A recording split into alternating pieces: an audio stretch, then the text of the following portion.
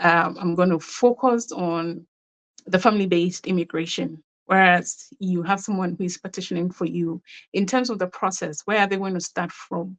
What do they need to complete? Where do they need to send it? What evidence do they need to attach to it? And where, if you're here, if you're outside of the country, what is the process looking like?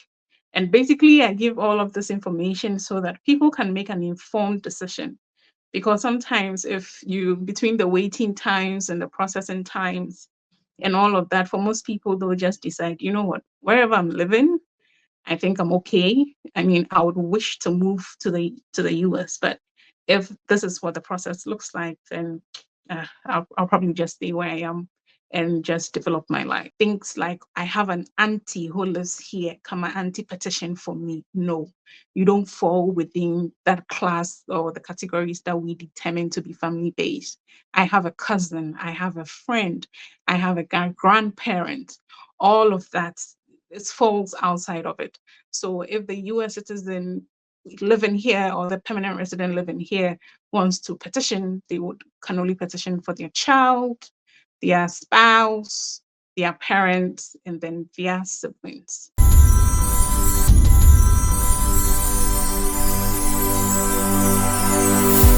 Hello guys, I welcome you live on SBTV International. If it's your first time on our channel, welcome on board. Make sure you tap on subscribe, like, share, invite your friends to join us. And today I have with me, first time bringing her here. I've been hosting her on SBTV Africa, but now we'll be doing the English version on SBTV International.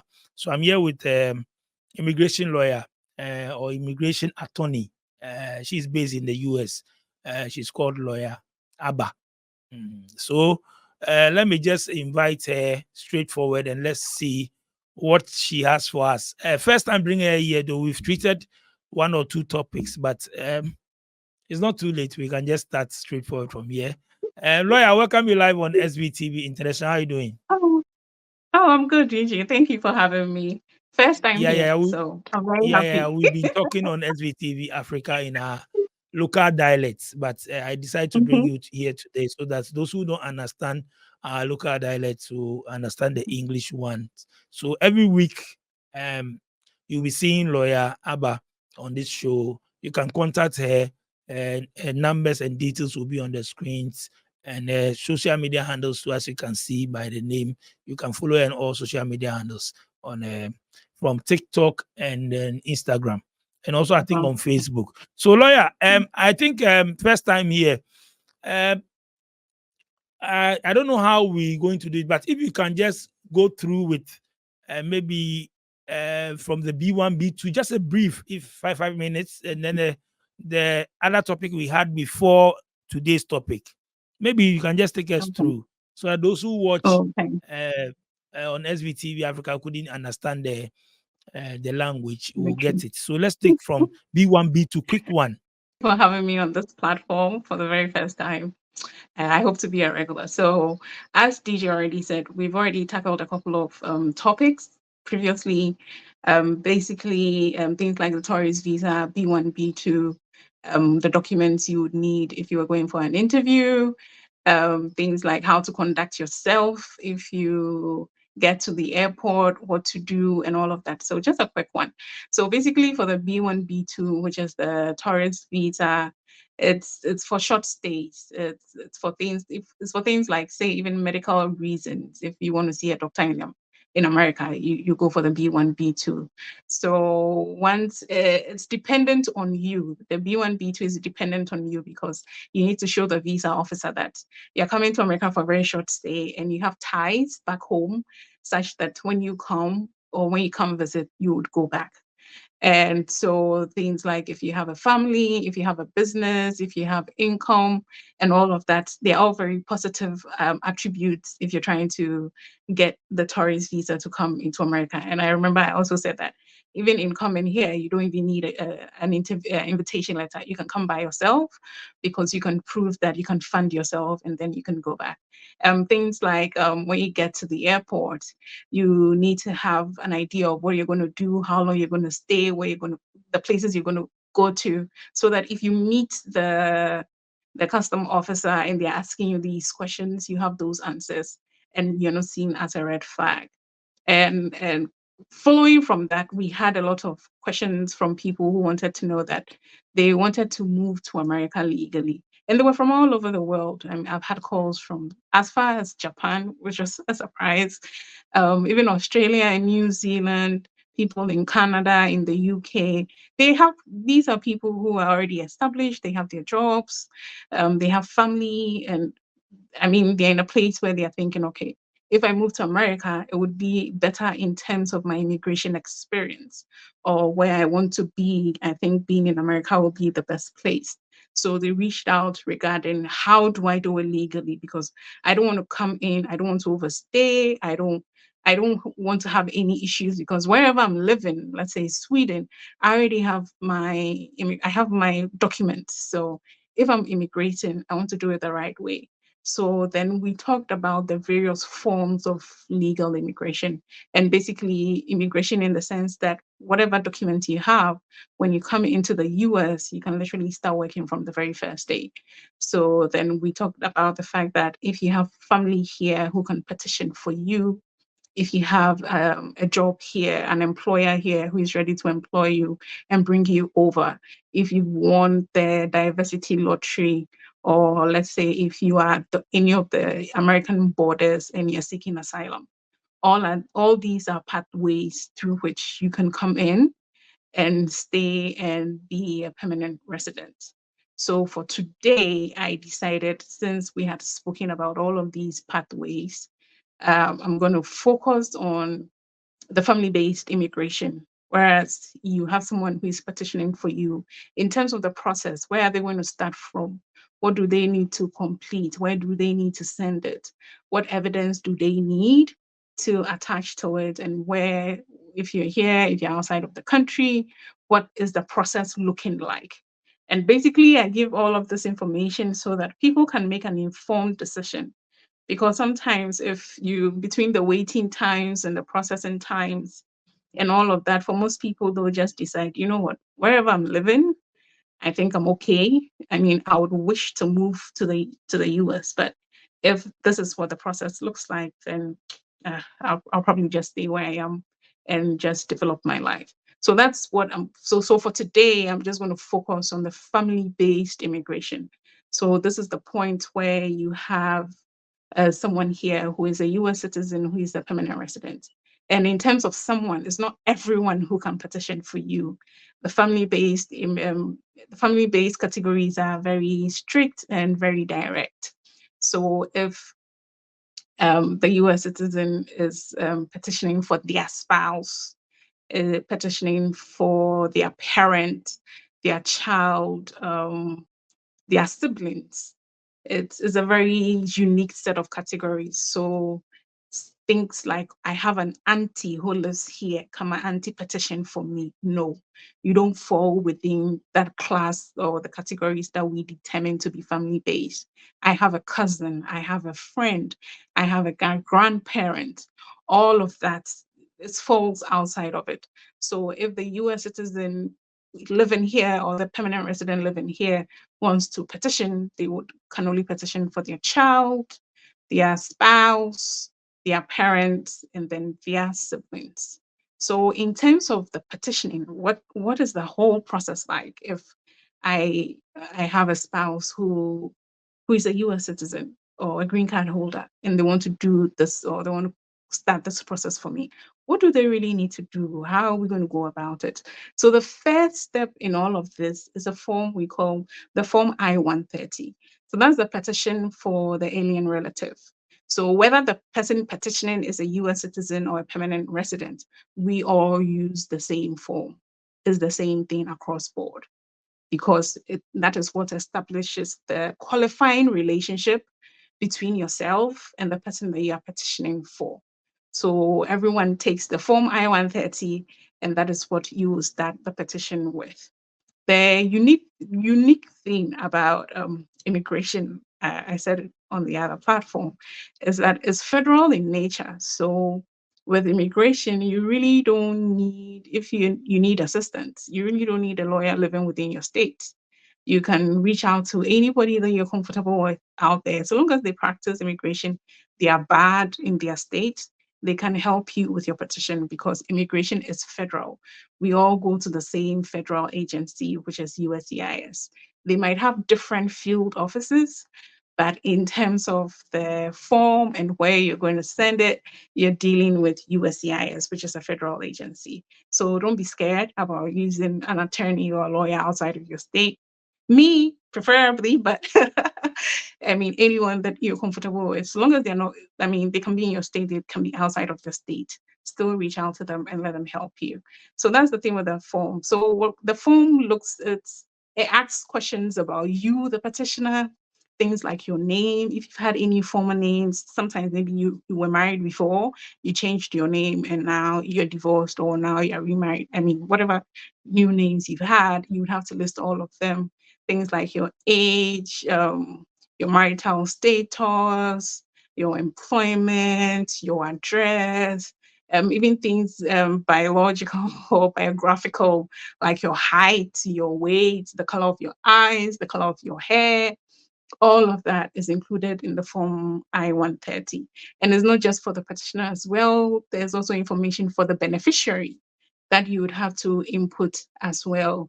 And then you add all of that. There are any questions regarding whether or not you filed a petition for someone before and the status of that petition. Sometimes maybe you might have petitioned for a spouse or somebody else, it didn't work out, and now you're moving on to somebody else. So it would ask you all of those qualifying questions for you to respond to in the form I-130. The thing with these applications is also dependent on where the beneficiary is in terms of location. So if the beneficiary is already living in the US, then you are adjusting status.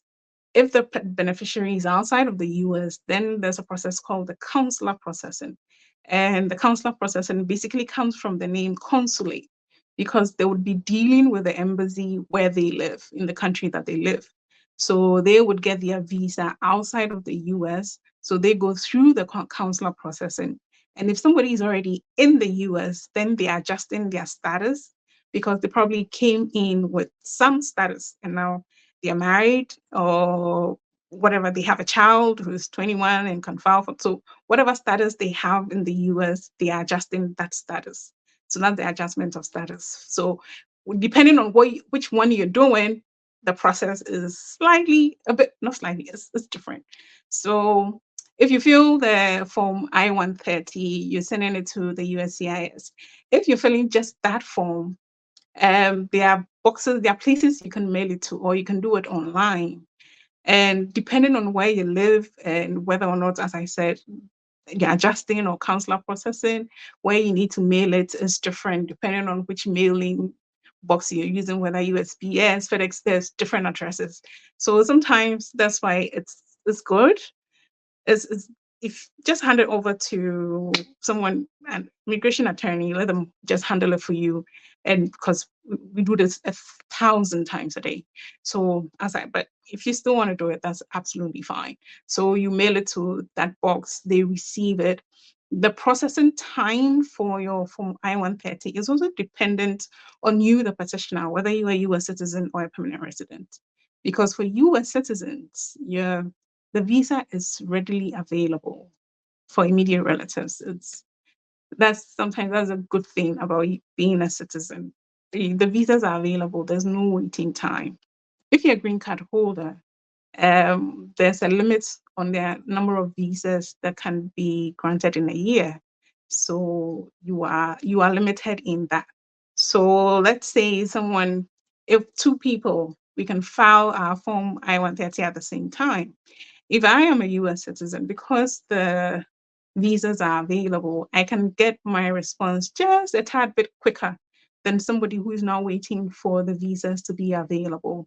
So no two stories are the same. So I tend to tell people, please don't compare your process to another person, because even the processing time sometimes is even dependent on which of the geographical regions you live in within the United States and which box it goes to. So if you're living in a heavy immigrant population related place like California or Texas or the DMV, the processing times are different than someone who is probably down, even in the Midwest, it goes in the Chicago logbook. So it's still, our processes are different, our times are different.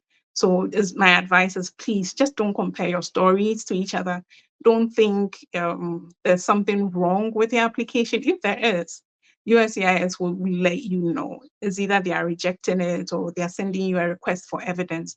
They will let you know. So in terms of the waiting, this is a huge federal organization, the agency that we are dealing with. So it can take some time for you to get your response in terms of whether Form I-130 has been approved or if it's been denied. Whatever it is, they would let you know. If there's a reason, they would definitely let you know. They are it's a good agency that they've done this for so many years. So things like that is rarely done. And in sending your Form I-130, as I said, is based on a qualifying relationship. So you need to add evidence that show that that relationship actually exists. So let's say if it's based on marriage, you need to put together documents that show you are in a bona fide marriage, as in a true marriage. So if you have kids, you're adding their birth certificates. If you guys are taking vacations outside of the country, inside the country, anywhere, pictures, tickets, boarding passes, all of those things, anything that if you have bills together, you can show that. Every attorney would have their own document checklist that you can go through. And once you retain someone, they would let you know what you need to put together to ensure that your marriage is seen as bona fide. And so once you get the approval, the next stage, as usual, is dependent on whether or not the beneficiary lives in the US or the beneficiary lives outside of the US. Because if you live in the US, then as I said earlier on, you're adjusting status. Some people would want to do the combo application where they put together the form, the petition, and the adjustment. So they save time and the decision can come pretty quickly. Others too, based on how much the fees and all of that, it can get expensive. So some would say, I would want to just deal with the Form I-130, get my approval, and after I get the approval, I'll move to the next stage of filing for the adjustment. That is also completely fine. So that you do if you're within the US. If your beneficiary is outside of the US and you're doing the consular processing, then once the approval from USCIS comes in, it moves to the next stage, which is the National Visa Center, which is NVC. And then between NVC and the Department of State, they are now going to handle the second portion of that application. When it gets to NVC, as I think the third time I'm repeating this, it also depends. Because if you are a US citizen petitioner, as I said, the visa is readily available. You're not waiting. So your beneficiary is also not waiting. So on the NVC stage, they can go through the process, uploading their documents, paying the fees, and all of that, just because you are a US citizen petitioner. If you're a green card or a permanent residence petitioner, then your beneficiary will now have to wait in the queue until the priority date comes due. And as I said, that is just because there's a limit as to the number of visas that they get. So they would wait for a longer time in the NVC stage before they can even, I think the portal will not even allow you to pay the fees until it is time or you become current. So that's where sometimes some people can be there for years, especially if you're applying for people like your siblings, where the wait time, you're looking at 15 to 20 years. They just have to sit and wait. Unfortunately, that is what the process is. So until it becomes current to the point where, okay, now you can pay the fees, you can fill the forms, you can upload your civil documents and all of that. Once you become documentarily qualified at the NVC stage, they will reach out to your consulate or your embassy to let them know that now you're ready for an interview. And there's a waiting period here too, because it depends on the embassy. So if the embassy has a huge backlog, at that point, you really, whether it's, US citizen or permanent resident petitioner, once the embassy has a huge backlog, they're not going to be taking on any interviews. So you can't be stuck at the embassy stage for years, just waiting for the embassy to clear their backlog and for you to be granted the interview. If fortunately you live in a country where there really isn't a huge backlog, sometimes within a month after you're being qualified, the embassy will reach out to you and schedule your interview, most times 4 to 6 weeks ahead of time. And during that period, they would ask you to get your medicals done, and if there's anything else they require from you. I mean, it's embassy specific. So no two embassies are the same. So if there are any additional documents, let's say what Ghana would need if, let's say, you are in Dubai or in Iran or in Pakistan, it tends to be a bit different in terms of their documentation. So they will let you know, and then you do go for the medical before the interview. The issue that sometimes pops up with the medical is some people may have had tuberculosis or have tuberculosis. That's a huge health concern, and that tends to make you, not tends, in fact, if you have active tuberculosis, you are inadmissible. There's no way they would give you the immigrant visa. Sometimes you would have had it years ago, but it still reflects when you take the x-ray. So people like that, most times you won't be refused outright. I mean, the embassy would get you time to seek treatment with the embassy or approved doctors, their reports and all of that. And if true, you've been cleared and you're good, your visa will be issued out to you. So when you get to the interview stage, one of the issues that comes up as well is just because you've cleared all of these hurdles to get to the interview stage doesn't mean your visa is automatic. The visa officer in the embassy is also going to interview you again. If in the process of the interview, they suspect that, or they think, or they have a belief that the qualifying relationship based on which the petition was approved is not what it is, they can recommend for the petition to be terminated. So they can write back to USCIS that we don't think this petition is the right one, or we don't think this relationship is the right one, or we don't think it's true and or bona fide and all of that. So please treat the interviews as seriously as you can, because this is also another opportunity as well for you to prove your relationship. If between, as I said, sometimes it might take a while, if between the time of the initial Form I-130 and your interview, other things have happened that you can add on in terms of evidence. Maybe you've had another child, or maybe you've had more vacations or more pictures, or basically more things to show that the relationship is what it is. When coming to the interview, you can bring that along with you to show that relationship between yourself and the person or the relative who petitioned for you. If you are successful with the interview, then you'll be granted the immigrant visa. And that visa, remember, is also, you had to do a medical. So the length of that visa, even though it's 6 months, is tied to your medicals.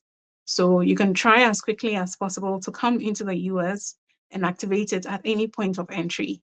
You don't necessarily have to move everything there and there when you get the visa. Maybe sometimes you're working or you have a home, you need to sell off. I mean, there are a lot of things you need to wrap up before before you can move finally. So my advice for most people is just book a quick 1 week. I mean, just I'm sure people might not have all that money to do quick in and outs, but if you think you might not be able to wrap up everything quickly, then just come in, activate the visa, and then go back to wrap up stuff, finish up everything, and move. Because remember, it's an immigrant visa. You're telling them you're coming here to live here, to work here, and to be a resident. So once you do that, you activate your visa, you pack up all your things, if you want to sell off your house, all the things that need to be done back home, you get it, put it together, come in. And now you can come in here, and because your process went the way it did, you can actually come in and start working right away, because your visa tends to have a I-551 stamp, which allows you to work right from day one. So that's why it tends to be one of my favorite. I know it takes a while, but it tends to be one of my favorite processes, because once the person comes in, they can start working right away. So in terms of the family-based, relative-based immigrant visa, this is what it would be like from end to end, especially if it's the consular processing.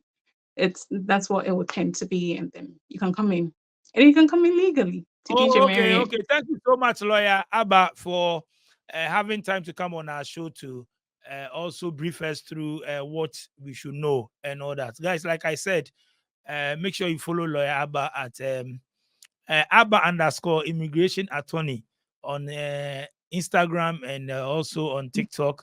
And what about your Facebook account? Oh, Is that's it the at same? Aquason Law. No, that's a Atakwesi different. Law. Okay, Yes. so her contact details are on the screen, so you can just contact her for further. You can call her on the numbers on the screens. So like I said, every week you'll be seeing Lawyer Abba on SVTV International. Lawyer, thank you so much. You can just mention your numbers again, and then also whatever last message you have for us, and let the people know that our followers know that SVTV International will be hosting you here every week. Once we are doing on SVTV Africa, you are doing the English version on SVTV International. Hey, Any DJ. message? Okay, so my WhatsApp number is A152588727. So that's a US number. So if you're outside, it's +1. So +1 815-258-8727. You can always catch me on WhatsApp. And my IG, as seen, Abba_immigration attorney, is the same for TikTok as well. You can follow me, you can send me messages. I would always reach out to you. I might miss your call, but I'll reach out. Thank you so much, Lawyer Abba, for coming on the show. All the best. Enjoy your weekend, okay? Guys, thank you so much for watching SVTV International. I hope you've learned a lot. And then if you want more info, you can contact her. Like I said, my numbers are on the screens as well. My name is DJ Nyame. If you want to come on my show, just link up, WhatsApp me or send me a voice note. Recommend the channel. Make sure you recommend our channel to your friends to join us, and then follow us on all social media handles. It's SVTV Africa. Our website is www.svtvafrica.com. Subscribe. Thank you, guys. Peace out. Tour.